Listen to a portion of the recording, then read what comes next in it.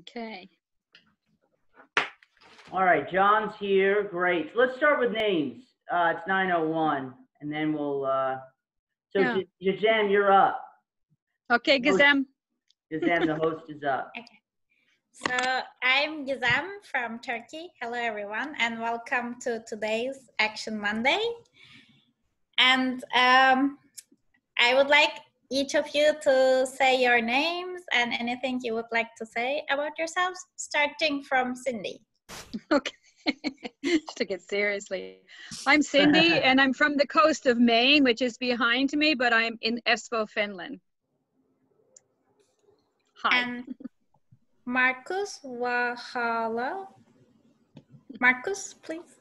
Hi everybody. I'm Markus from sun shining in Vantaa, Finland. I'm very glad to see all of you this Action Monday, and thank you, Gisem, for being the host today. Exciting to move forward to the festival, and a lot of interesting content coming up, and I'm very happy to see John here also to hear what is happening in Scotland. Thank you. Okay, and Pia, please. Pia? Hi, I'm Pia. I'm based in Helsinki, Finland currently, and it's very hot. And so it's good to be here now. It's the end, going towards the end of the day. Thanks. Okay, and Riku? Yeah, I am the musician of No Labels, No Walls, and I'm good, and I've been having exciting conversations with media for interviews for No Labels, No Walls and myself, and I have good news for that, and it's going great forward, and it's real nice to be here, and looking forward to this meeting being real great this time, as it has been every time. Okay, and John Paul Moffat? I am John Paul Moffat from Dates and Mates Scotland, but also Stay Up Late Scotland. And Tim? Tim from Helsinki, Finland. Okay, and then Kevin O'Brien? Good evening, afternoon. It's Kevin, just 12 p.m. in Connecticut, so whether we're staying up or sleeping in, just waking up just now. Yeah, with musical intervention, and happy to be at today's meeting. Okay, thank you. And Lasse? Hi, I'm Lasse from Helsinki, Finland, and as always here too. Thanks. Okay, and Roger? Hi, I'm Roger from Huntington Beach, California. Good morning, afternoon, or whatever it is. Good to see everybody. Hope we have a fun meeting. Sure we will. Thank you. That's it. And John Dalrymple? Fantastic pronunciation. Well done. So yeah, I'm John from Scotland. Keith and I have just come from a festival meeting. We are one festival, so our heads are sore. But yeah. And Alastair Minty? Hi everyone, I'm Alastair from In Control Scotland, and also from Stay Up Late Scotland. And the Prime Minister? Hi, William Ray, formerly known as the Prime Minister of No Labels, No Walls, also National Vice Chair of Stay Up Late Scotland, as well as Chair of the Learning Disability Group here in Aberdeenshire, and with a number of other hats on. Also a UK ambassador for Stay Up Late.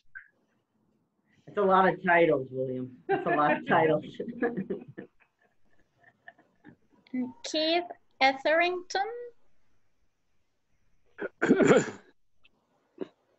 Hi, I'm Keith. I'm in Glasgow in Scotland. I work for In Control Scotland, and along with Alastair, the PM, John Paul Moffat, and Michael, part of the National Committee in Scotland for Stay Up Late. I've been involved in the Stay Up Late movement for a long time. And Michael? Good morning, good night, wherever you are. I don't know. My name's Michael. I'm from Scotland. I'm part of the PM's team, and Keith and Alastair, John Paul and John, about the We Are One Festival, and the chairperson of Stay Up Late Scotland. Thank you. And Iwan Hood? Sorry, I'm not sure.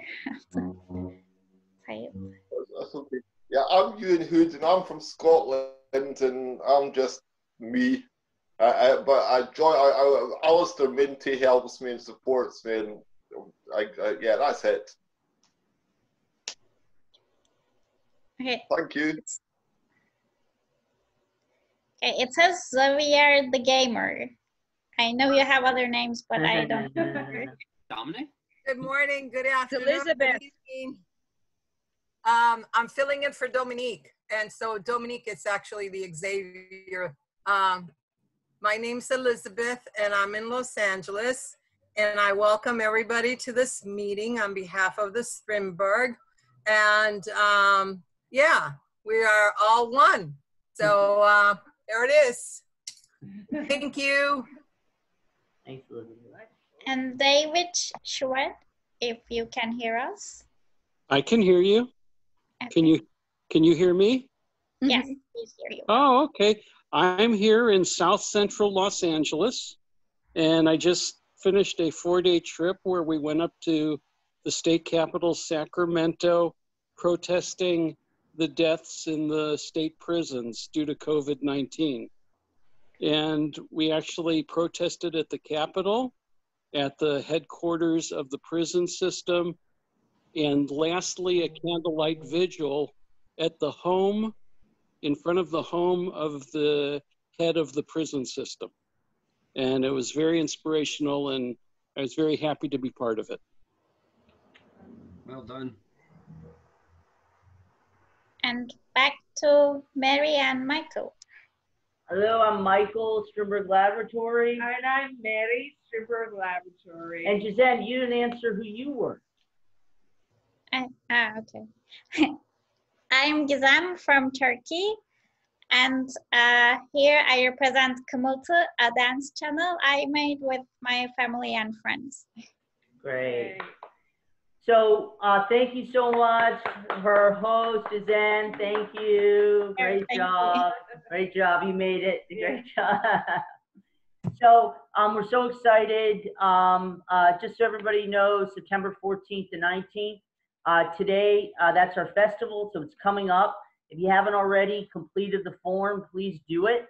If you need the form, I'm going to put it up in the chat. So, you know, for the festival events, you can let people know. We can arrange what time and what day. Coming up, today is We Are One Scotland. Next week, we're having Gisem doing her dance.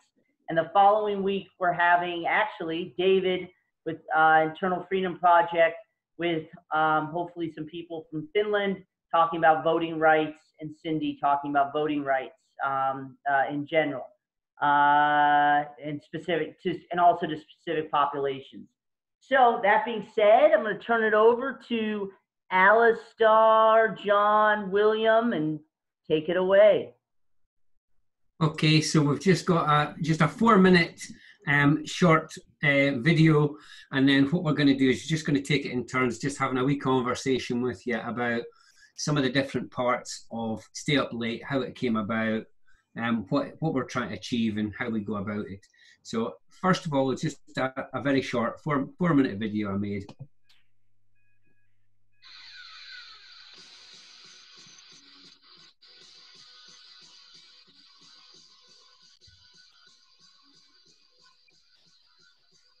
At Stay Up Late Scotland, we want to stop the 9 o'clock empty out. Good social lives are important to everyone, and that means whether you get support or whether you don't. There can be barriers, things like fear and transport, costs, and whether or not you have support. Are venues accessible? It's about more than staying up late. It's about inclusion, having a good social life. It's about respect and freedom. Living a good life, so get in touch to find out more.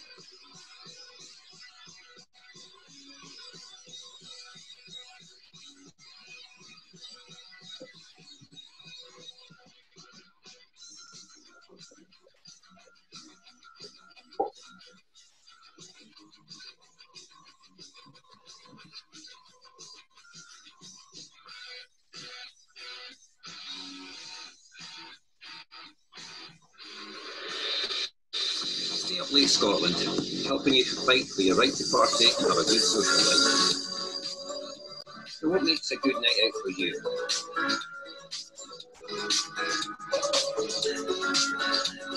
What sort of music would you be listening to? Who would you be out with? How would you stay in touch with your friends?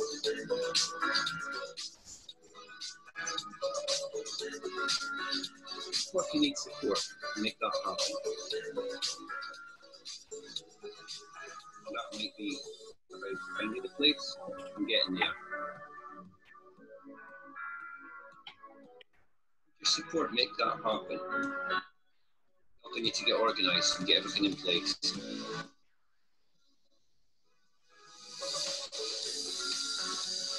Do you ever miss out because you have to go home early due to shift time? You get a chance to do the same things as other people.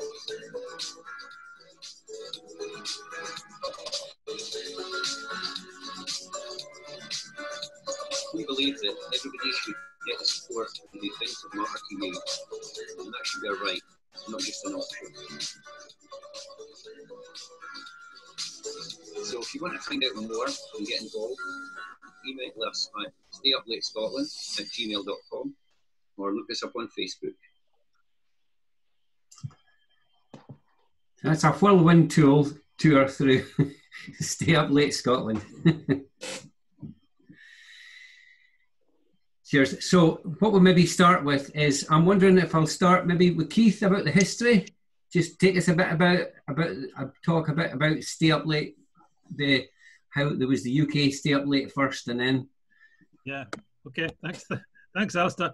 I need to do it because Michael's gone AWOL there. Yes.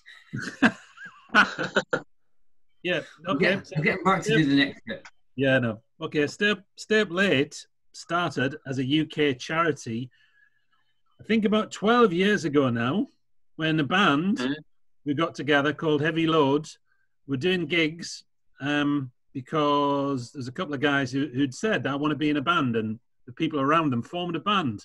And they started doing gigs and playing heavy, punky music.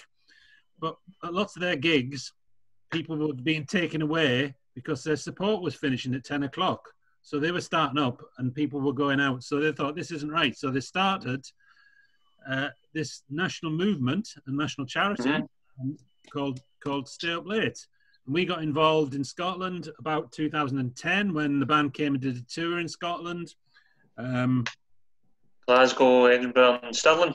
Yeah, in fact, we did it through John Paul, didn't we? We did it through what John Paul's organisation at that time, through Dates and Mates, which is a date. Sorry, John Paul, which is. No, it's fine. You say what Dates and Mates is? If people don't know, Dates and Mates is Scotland's national and dating friendship agency run by and for people with a learning disability. We give people with learning disabilities a chance to socialise, and they're looking for gain long-term relationships. So back in 2010, well, Keith worked at Dates and Mates. We got the band Heavy Load, the punk rock band from Brighton, up to play in 3 Scottish cities: Glasgow, Edinburgh, and Stirling. And the Stirling one was, they played like a gig, but also showed a Heavy Load kind of movie that was out, and was it BBC 3 or BBC 4? Well, it was played on there, yeah, but it was just an independent film as well, wasn't it, John Paul? Yeah. Okay. And Michael, who is a journalist and disabled activist. I mean, so throughout the years, we did various things. We did a few gigs here and there. And Michael, who's as I say, a journalist and disabled activist, was keen to get something happening specifically in Scotland around Stapley, weren't you, Michael? Yeah, because I mean, that was badly in the gigs. Every time that I went to some Dates Mates events run by John Paul, that people was getting taken away against their will. So, and more times I was getting frustrated, and I know John Paul was frustrated as well. So that's why we kind of set up Stay Up Late in Scotland. And Scotland, yeah. And we've got a national committee as well. And the whole committee's here. So, well, part of the committee's here. So it's good to see William and Alastair from Aberdeen, John Paul from Glasgow, and Keith from Glasgow as well. And obviously we've got people from Edinburgh as well, who makes up the committee. And also we usually meet up 3 times a year, but because of the whole lockdown and stuff, we've decided to carry on with our meetings, but over Zoom now. So we have meetings for a few times a month now. Twice a month, to speak about different issues. And one of the big events that we're organising at the moment is the We Are One Festival. Yeah, so we're all looking forward to that, and hopefully in the next 2 weeks that we'll report back with the lineup for Tuesday and Monday and Saturday night, and we're all looking forward to it. You're welcome to come.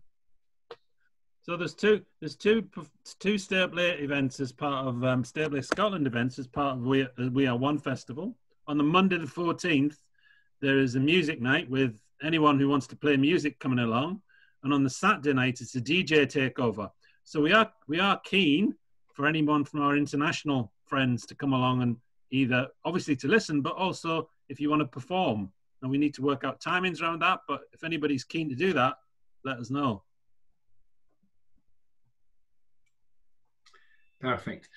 So what we're going to do is just share a little bit just now of the. This is our the manifesto for an ordinary life that Stay Up Late believes is some standards that people should be able to expect. I don't know, William, do you want to take us through that?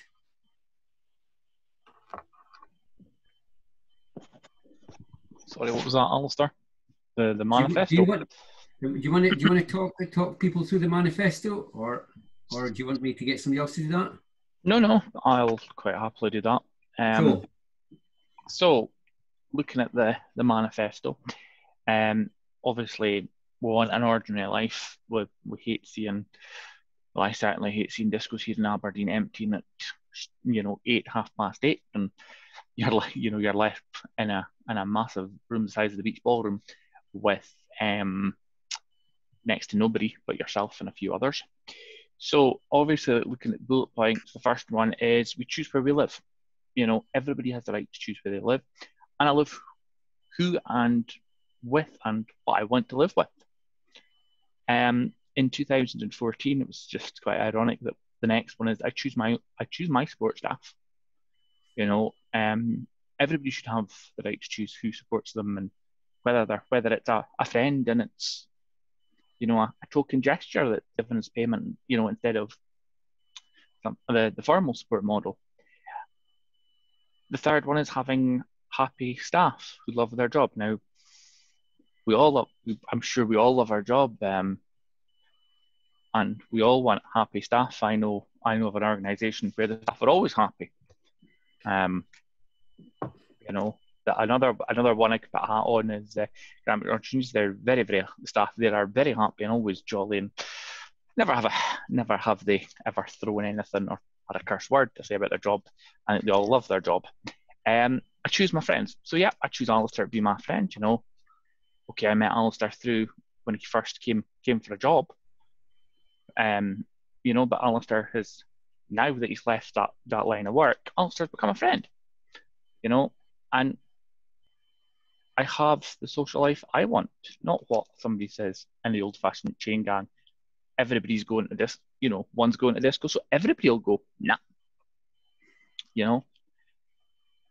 Also, I choose how I spend my time. Normally, if we weren't in a world pandemic, I would be either in Inverurie or heading towards Keith in Glasgow. Put it this way, I have heard Keith sing, and my ears are just recovering from it. And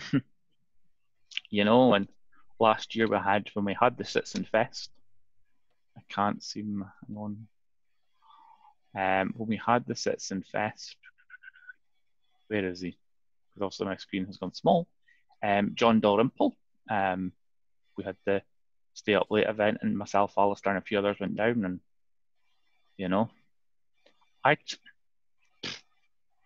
just now my teeth are deciding what time I choose to go to bed, but I choose what time I want to go to bed.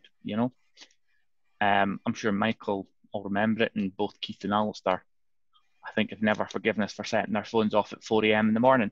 That's it. We're just coming off Zoom. We're now going to bed. Again, our manifesto says I choose who I have a relationship with, and I choose who I have a sex life with. I won't go into that in case I offend anyone. I want to be active and welcoming to my community. I personally could put on a number of hats there. I can see Alastair's face going, please don't, because we would still be here at 4 a.m. tomorrow morning, and 10 p.m. finish time, and America would probably drop off to sleep. But I am very much part of my community, and feel not part of my community, but partly down to Grampian Opportunities, part of my region, part of both my city and the Shire. I just need to try and branch into Moray. I want a proper paid job. My normal job is working for a member of the Scottish Parliament. I'm disabled, but I've got a proper paid job. I work for a member of the Scottish Parliament day in, day out, and I do other things as well. So I'm a man of all trades. The biggest one that bugbears me and makes me throw things at the telly. Luckily enough, I haven't broke one yet. Is that we also say we don't want to see bad stuff or bad stuff said about people with a disability in the media because they're disabled. I wouldn't. I'm sure because I can only see Keith and John Paul, that they wouldn't want bad things said about people who wear glasses or stuff like that. It's nothing. And as we say there, it's nothing special. It's just ordinary. I'm not special because I've got a disability. It's not. And Keith, I know you've heard this talk. but there's a very well-known friend of mine who's also a member of In Control, Elaine McTaggart, who says to introduce yourself by your name, not by your disabilities. So I'm William. I'm not autistic, dyslexic, learning disability. Then William. I'm William, and then bum bum bum bum bum. So that's our manifesto. Thank you, William, for that. I'm just wondering, John Paul, do you want to just give a brief overview about the no bedtime stuff? I think Michael, I think he knows more about I got him. All right, I was just trying to bring you in. I could just bring you in, but then Michael, I'll bring in Michael. Just because he knows the background to it. That's all good. Sorry, I just try to give everybody a wee shot. That's fine. It's what you call in Scotland passing the buck. It is, right. Yeah. So basically, so we kind of Stay Up Late Scotland. We kind of mimic what the Stay Up Late UK campaign is doing. But I suppose that we would look at this campaign as well if they weren't doing it for any reason. And I haven't got any leaflets to hand. I don't know.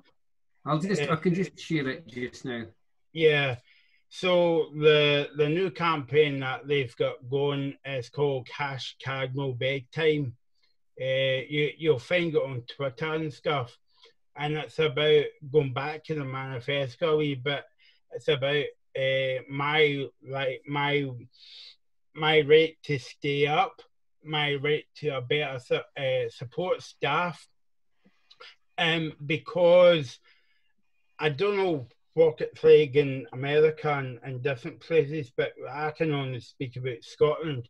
That we've heard some stories in the UK that people get put to the bed at 7 at night against their will. And, you know, to be honest with you, who wants to go to bed at 7 at night, and who wants to be up early at 6 in the morning because the support staff said, right, Michael, time to get up, and at 6 o'clock in the morning. And I suppose it ties into the ethos about Stay Up Late, because it's like, who wants to come away from a night out at 8:30 at night where the night's only just begun at 8:30 at night. So that's the kind of like that's the kind of like campaign and a monthly campaign, if that makes sense, to make people aware that people with learning disabilities get taken away, but they haven't got any choice and control about that, because the kind of like support the carer said to them, like, Michael, time to go to bed, or time to go away home. And another thing as well, it's like, we go on, even though people with learning disabilities, you don't really have to go out and about. You can just stay at home, invite one of your pals around, or your girlfriend, or whoever, and have a nice time, watch TV. But that's against people's human rights to say, you know, time for bed. I bet you if I said that to Alastair or anybody on the call, they would say, well, no, you know, I'm an adult, I'm entitled to stay up all night. Michael, if I want. Yep. If it's my bedtime, get the door. Don't. Yeah, exactly. Yeah. It would be like Nicola Sturgeon finishing, you know, our Jenny Godley videos. You know, Frank, get the door. I'm going to bed. Yeah. I think don't forget my clicky pen. I think you've broadcast the I know. We better get it back in. Right. So just moving it. Thanks for that, Michael. So the last thing that I've got really to share, we've got Keith showing out one of our Stay Up Late t-shirts with the punky guy on the front. T-shirts are available, Alastair. T-shirts are available. T-shirts available. Yep. Loads of t-shirts. Right. So what I was just going to share, and we can all just chime in with this was a little write-up we did after last year's We Are One. and this was based on a few of us that came down from Aberdeen. So there was a few of us come down, including Ewan, who's here, and obviously William. Anyway, so there was a heap of us went down, and there was no staff. So we were all just peer support. We were all helping each other out. So although I had been in a paid role with some of the folk who were coming down previously, we made it clear there was no staff. This was just us making it happen together, right? Now, there was things early on that showed that things weren't going according to plan. There was nobody on the bus to do the teas and coffees, and then we arrived in torrential rain and we're up to our ankles in soaking wet. Ewan's laughing as he remembers all of it. It was a bit grim.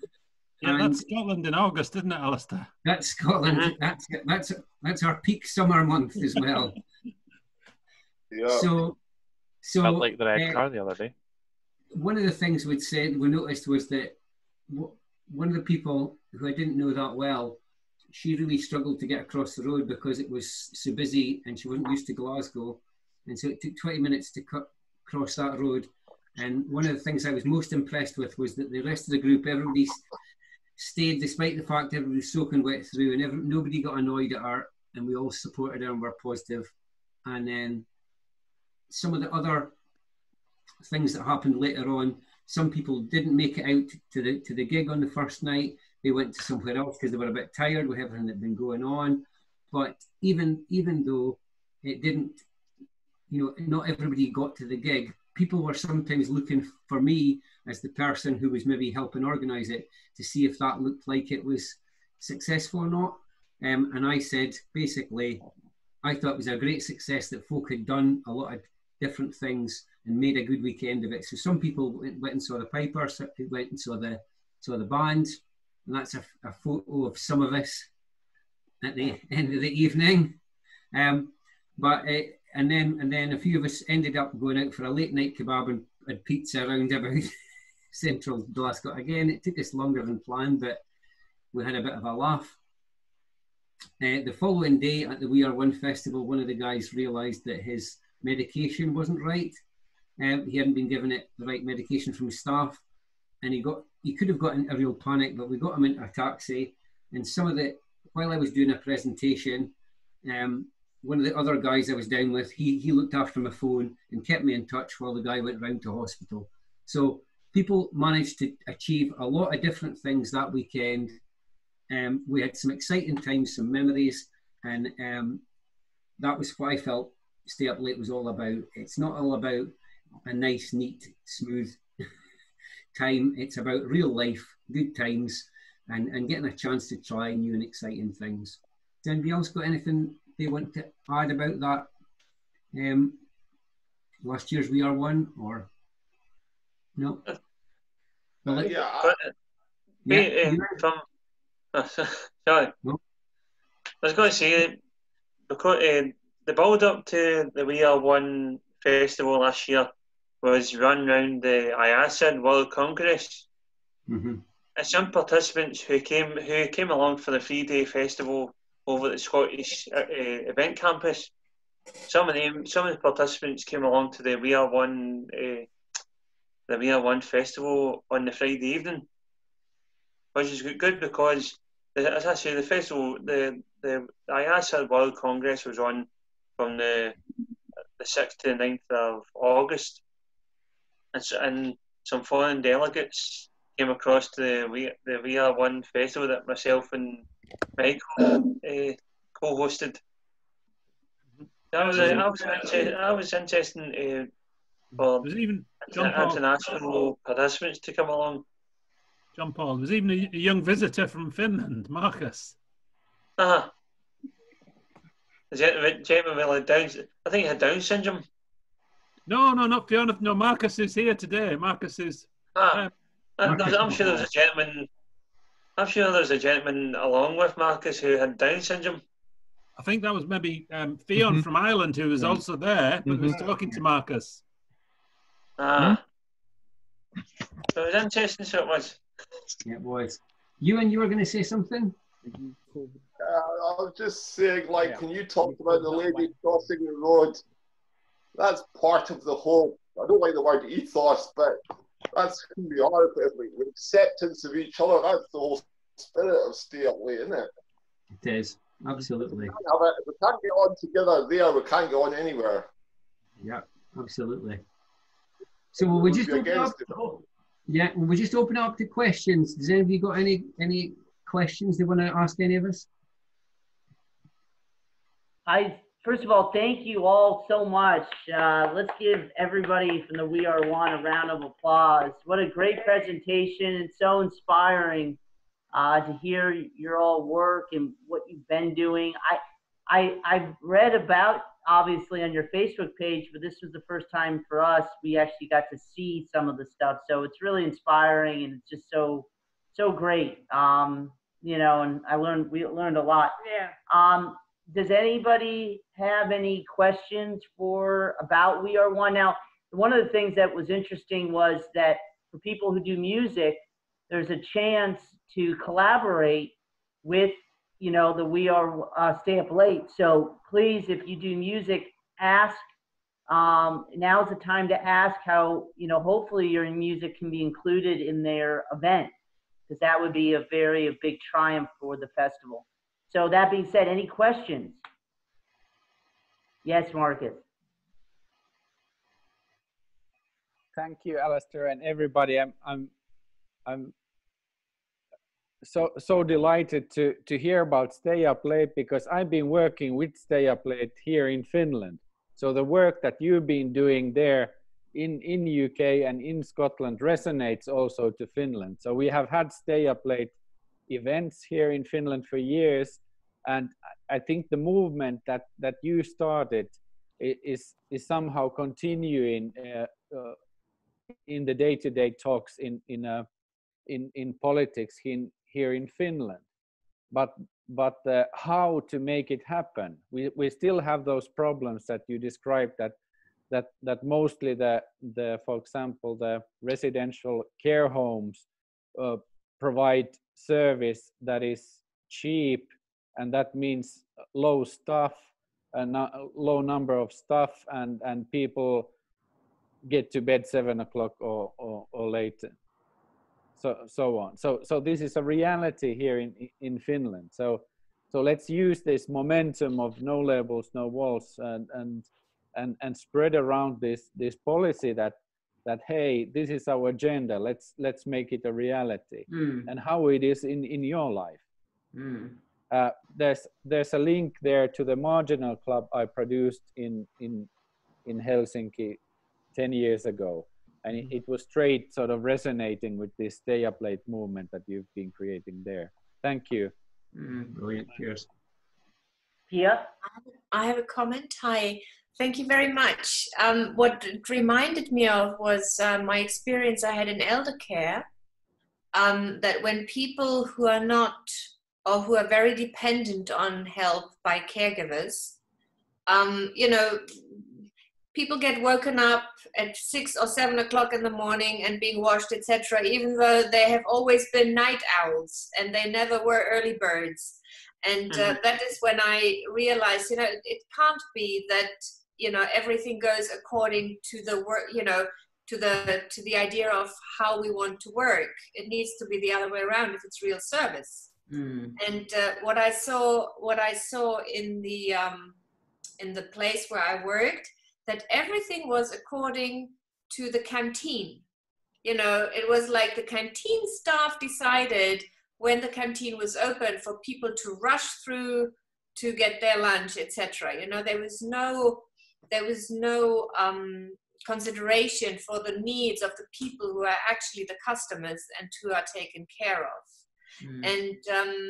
And on top of that, and I don't know how it is in your field, but at least in elder care, I experienced a lot of, I don't know, I don't want to say hateful, but kind of resentful and very angry carers who were rough with their clients, who were impatient, and who were just basically very unhappy and frustrated people who obviously didn't find anything better to do than to go and tease people. You know, I mean, that was my impression that I had at the time. So I don't know. Was that? Was that Sorry? in Finland or? That was in Finland, yeah. Yeah. But I think that's universal. I don't know, you know, because the jobs are not very well paid. I don't know what it's like in Scotland. I don't know what it's in your field. But, you know, something definitely needs to change in terms of who's doing the job and what do they learn and where are they in their heads, you know? I mean, where are they? That's one of the things. One of the things that I've always said is it's about the answerability to the person. We need to get the power dynamic right, so that, because quite often people feel that they're answerable to the line manager, but they can ignore and just soft soap and cover up stuff on a face-to-face basis. And because you're working on a face-to-face basis without a manager present, then some people are good at talking the talk, but they're not good at actually supporting people. So we need to enable people to have the power to say what they like and don't like about the quality of their support. And if you do that, then suddenly you don't need the management structures, you don't need all the other nonsense, because people need to feel safe and believe. Yes. And if you act consistently and conscientiously to say that we will not tolerate that, then the good staff will flourish, because there are a lot of really good staff, but there are some awful ones, and those are the ones we need to weed out really fast. But it's still an issue, isn't it? I don't know if anybody else wants to come in on that. Hi, my name's Roger. Can I say something? Yeah, Roger. So my experience, I'm a disabled, 100% disabled veteran. My injury happened a very long time ago, and basically they just kind of brushed it under the table, told me good luck with that. And anyhow, I finally got my disability in 2010. My injury happened in 81. And so it just took a long time. So now in this last 10 years, I'm hearing what all you people are saying. So my care and what I've watched people do with the VA and with disabled people with PTSD, brain injury, that kind of stuff, we're kind of aggravated, agitated. That's just our kind of nature. We're anxiety driven, and some of the workers don't understand that or don't care. I don't know. So what I have seen has been some really brutal stuff. I've watched security be called on some of my fellow veterans because the staff member couldn't figure out how to talk to the person, try and calm them down and tell them that your doctor appointment got canceled because of this, or you didn't put the right paper, whatever the circumstance was. And that person got really agitated, started yelling at him, cussing at him. And then security was called in. And two of the times, so I'm talking, this is probably 10 or 15 times I've seen this. And two of the times the police officers had to physically, knock them down, hit them because they started fighting with them. And it's just, really bad stuff. I think the best thing we can do, and like what we're doing here, I don't think we could probably change the government a little bit to kind of get all these different hours. But it'd be nice if we could actually get people that stay up late, where we can have people volunteer to do later hours, different hours, something like that. Because there's a big flux, like someone was saying earlier about the night owl. Some people give me, I'm not a night owl. I get up early in the morning, that's what I do. Other people are not that way. So there should be some kind of humanity correlation there. I don't know, something like that. But it's a big task. It's a big task to take on, and I'm glad to be part of it. I do have some music stuff that I would like to share. If you people wants to, just look me up on YouTube, and I can get you there. I don't know how to do that. How do I put it in the comment section or something? Sorry. We'll get in touch with you, Roger. We'll get in touch with you. And Keith, I'll send Roger's email to you. Yeah. You'll have it today. I'll take care of that. Just come back to Roger, just putting the perfect example. So a couple of weeks ago, we're still in lockdown now, and then the State Lake Committee decided to have a Zoom party about like this. So we had two rooms. We had a DJ room and a band kind of room, the same kind of like theme we're doing around the We Are One festival. And do you know, Roger, people were still on here at 2 in the morning. But if you can imagine, if that was a night out in Glasgow, the place would be empty by 9 o'clock. So like that's the difference. And what was nice for me to see at 2 in the morning was basically people was saying, "Oh, can I add you on Facebook? You know, can we Zoom tomorrow night and all that?" So it was about making new friends as well, apart from staying up late and having a party. But that's the difference between staying up in your own house and going out to a night out, basically, that people would be taken away at 9 o'clock or even earlier than that to stay up till 2 in the morning, you know. I speak. Go for it, Ewan. Yep. Yeah, this the gentleman who's talking about PTSD. This all seems to me. This all comes back to the words person-centered, because I identified, and I've got autism, and I've had experiences. But basically, I don't expect everyone to understand autism and the support I need. And maybe this is something he identified with. And the words that came to me were the words person-centered. And it seems to me sometimes, and I think this is what the gentleman was saying, it wasn't what his needs were. And for me, and maybe this would be of interest to you guys, I don't know, I've got something called an advanced statement. So what that does is a statement. It's actually under the legal statement, but you can do this anyway, anywhere. It's a statement of the care I need, the support I need, how I deal with my autism. Because I've had people in hospital who haven't understood the support and they would not listen. So now with Alastair Minty and a lot of help, I've had this. So I say, this is the help I need, and you have to give me that help. And if you don't give me that help, you will be facing the consequences and answerability to others for your. It's basic. So basically, what I'm saying is, you could write a document and say, this is the support I need. And I think what I'm saying, maybe it's the other guy, it's the others, so other people understand me, rather than giving me the support they think I need. It's actually the support I actually need. And maybe this is something you identify with. Okay, do you want to expand on that, Alastair? Is that? No, I think you've explained it really well, Ewan. I think you've done it really well. I think it maybe is a good point that what we could maybe do in the future is maybe just share some of the principles of the things that could go in an advanced statement, because you're right. Although it's a form that we have here, it's something that other people might want to use. But absolutely, it's a brilliant point. Great. Riku has something. Riku, did you have something you wanted to say? Yes. Yeah. On my website, I have this. I'm also a DJ, and I've been DJ for 20 years or so, maybe more. And I had done about 200 DJ gigs, and I have this service on my website called Golden DJ Songs, and I just wonder if that could be somehow helpful for this festival and for you who need DJs. So it's not free, but it doesn't cost a lot, and I hope we can concentrate something like that.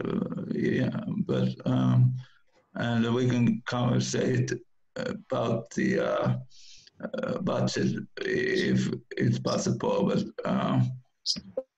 I am DJ, and I have this kind of service. Cheers. And Neasley, did you have anything you wanted to add? I know you were late, so I want to make sure we get you. Thank you. Sorry, everyone. Whew, life comes at you very, very fast. You know, there was a couple of things I'd like to say. Number one, I really want to say I love the whole idea I cannot stay up as late as I used to love to stay up late, but man, I will definitely give it a shot. I love the idea. I love the work that's being done, and I love what you've shared. I want to just share a little bit from some experiences I've had, sort of like from the outside looking in. And one of it is I have noticed, and I watch people that are either working, providing service for elder care, or anyone with any sort of disability, whether it's PTSD or anything like that. The first thing I realize is the care providers have absolutely no training in trauma. They don't even understand the situation that they are working with. So you've got CNAs, and the only thing really they're trained to do is to keep that person alive and clean and fed. Mm-hmm. Just the basic. They don't have anything else to offer except for that. And so a lot of times I'll see the workers have about, the older workers will have about 10 or 15 people with them, and the people are following along in line, and they're going to the store and da-da-da. I have noticed, however, that younger workers that are working with younger people seem to do much better. They're engaging with them, they are connecting with them. And so I think a lot of it has to do with training. I also think a lot of it has to do with the lack of respect that people have for things they don't understand or things they can't identify with. Right? So if they don't identify with an issue, a situation, or a person, they just kind of count it out. That, to me, I notice is the kind of culture America is becoming, where either you disrespect it, or on the other side, it gets criminalized. So someone's mental health gets criminalized because the person who's supposed to help them doesn't recognize that they are having a meltdown, that they're having a breakdown, and they need a specific set of whatever. And I think that probably when we're young, like at this age, it's probably time to start really pushing forward for better elder care, because we're all heading there, right? But we can't advocate when we're there, because at that point nobody's listening, right? We don't have the dollar power. We don't have all the different powers that you need to be heard. And then also, I have said to, care workers that I have noticed, whether I'm on the bus or whatever, and I'm like, whoa, if that was your child, is this how you would, if this was your grandmother, is this how you would deal with that person? Like, so I've done that, but I've gone into, as a chaplain, to go into care facilities for the elderly. And I have seen some things, and I'm like, no, you don't talk to them that way. You don't like your job, then leave it. I'll speak up because I just don't have the patience to watch that. So I'm really excited to see what you guys are doing. I do have some concerns. Like, I have seen people take advantage of people who have this, whether it's autism or certain disability, where they don't really know the difference with, is this person friend or foe? And I have seen them being taken advantage of, because let's say this person has a disability check, they'll befriend the person and they'll make the person buy them things, but the person doesn't realize that they're being used. So that breaks my heart. And on that, I can't really talk too much because I don't know. But you can tell what's happening, but you don't really know what's happening, but I've seen it. And so I don't know what to do with that, but I just want to put it out there because it's something I've seen, and it hurts my heart. Mm-hmm. I think it's just all boils down to power and control. People have to be empowered to have charge of their own lives, and that's what we're all about. We're all about it shouldn't just be about staff deciding and people not listening. Well, as the saying goes, see a person, not a disability. Mm-hmm. Pia, you had something you wanted to say? Yes, because I think the staff, talking about training, the staff needs the training to know how to empower people, because it's not, often the staff, you know, there's a lot of time pressure, etc. So it's much easier to do it yourself than to allow your client to do it. And if you don't allow people to do whatever they do not get empowered. You know, the more you do for them, the less, you know. So it's a vicious circle which needs to be turned around. But actually, one of the things I would say as well is sometimes it's unlearning, because the people come in sometimes and they feel that anxiety and that disconnect between, oh, I shouldn't be rushing this person, and then the system does that to people, and within 6 months some people they lose that sense of discomfort, and they just, it's like a packing machine, it's like a, you know, a machine line, you know, and that's what the system does to people. We take the humanity out of the interaction sometimes. Some people keep it through their lives, but some people do lose it. And so it's not all just about training, it's about stopping the crushing that humanity out of people in the first place. Yeah, but part of that training then could be, for example, mindfulness, you know, to really, you know, be in the present with the person you're dealing with.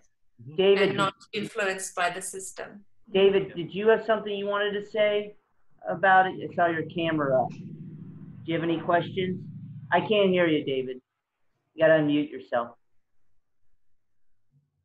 You have to unmute. Yep, I got it. There, I'm unmuted. No, I just, you know, I've been sitting watching everything, and I finally got to the part that showed that my video wasn't on the whole time.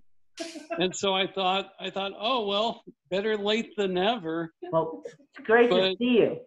But I'm so happy to be here, because I always wanted to come to see everybody on Mondays, and things just get in the way. Okay. And I'm very glad, and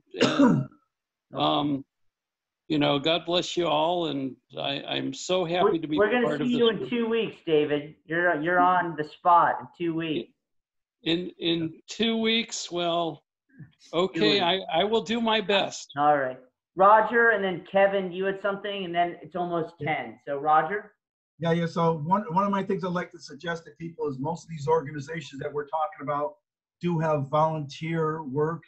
You can volunteer some time there. I know what the VA does, and I volunteered there a lot. They don't give you, like, per se, a lot of power to change things, but you can help as best as you can, push people around. I push people around wheelchairs. I knew the hospital well, so I was able to get people from one point to another. Also, I could advocate for them a little bit better, try and calm them down and say, hey, look, this is what this person is saying. Sometimes go to appointments with them, you know, in the hospital. All these people. So I think by doing this nonprofit thing that we're doing, and also volunteering or making there's no labels, no walls, or all these little functions I hear, all part of volunteering to help the government organization be better. I think we put that out there, we can help a little bit. They may not give us the power, but it does give us the opportunity to help people who are in these situations. That's it. Thanks, Roger. And Kevin, did you have anything? So I was going to ask about the stay out late in Scotland, but I saw Keith wrote something about in the coming days, so I was just eager to see how we linked up between Scotland time and United States time. Yeah, I think that's a great point, because I think, you know, obviously, you know, it's what are we going to do about it, you know, is always a thing, kind of like what Roger's saying and everybody's saying. And I think one of the things that hopefully that this collaboration between We Are One and No Labels can do is open up more audience to stay up late. So Kevin, if you can participate, maybe get some of your people involved, Roger as well, maybe some other veterans, because what I'm hearing is there's so much overlap into communities. It's not just, you know, people with autism, disabilities, it's seniors, it's veterans, you know, it's when people need service, their freedom is then limited. So perhaps we can get, you know, a bigger, you know, different types of people from all over the world on this one. So Keith and Alastair, will you send, I don't know how you want to do it, but if you send a form or information or, what were you going to say? And say we send it around everybody. We'll send it around great. yeah. Yeah. And then I'll put it out there, and then people can then contact Alastair, Keith, John. Keith, is there not already a flyer? Yeah, there is a flyer. Yeah. That we could send round. We can send that round. Yeah. Yeah, a form or a contact or whatever would be great, because then that way I can just forward it to them, and you know, and then have you guys coordinate it. Would that be okay? Yeah, definitely. Okay, fantastic. Is there anything else that anybody wants to ask before we wrap it up? Yes, Cindy. I'm sorry, Keith. I was just going to say one thing about the training, because training can only take you so far, because it's about a whole way of doing things, isn't it? And about a whole way of organizing and thinking and doing. So training can be good, but you need more than that in order to sort this. And the only other thing I was going to say was stay up late. So Stay Up Late Scotland and Stay Up Late, it's not just about staying up late. It's about getting the right support to live the life you want, whatever that means. Absolutely. And Cindy, you had something you wanted to say. Yeah, I was going to ask if Roger would give us a hint about his YouTube videos that we could watch. Roger, can you put that in the chat, your YouTube links real quick? I can put my name, and you can put me in on YouTube. Perfect. Yes. That works. Yeah. Okay. Anybody else have anything before we wrap it up? Last final. Yes, Riku. Yeah.